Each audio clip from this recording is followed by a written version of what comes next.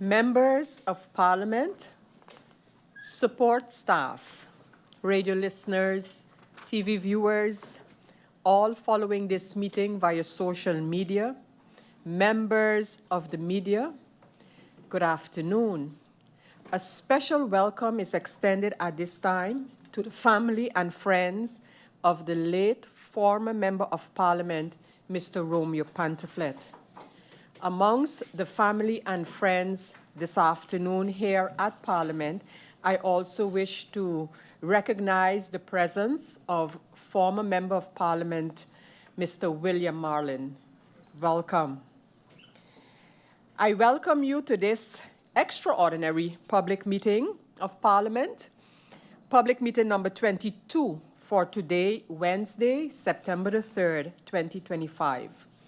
We have established a quorum of 11 members, and I invite all to stand for a moment of silence.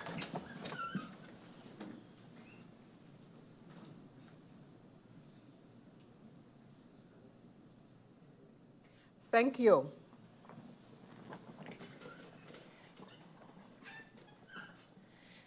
I have received a notice of absence from the member Viren Kotai. So I continue with the agenda point for this public meeting.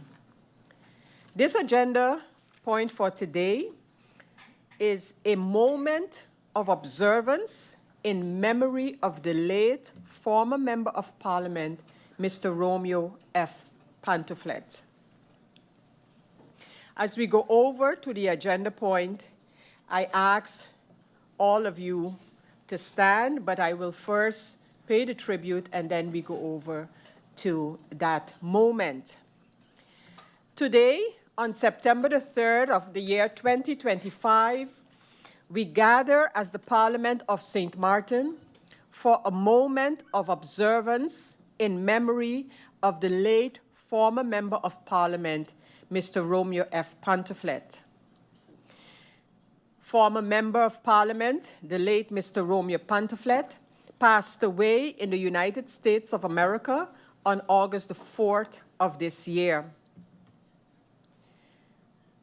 The late Mr. Romeo Pantophlet served not only as a Member of Parliament, but also as the Minister for Tourism, Economic Affairs, Transport and Telecommunication, as well as a civil servant.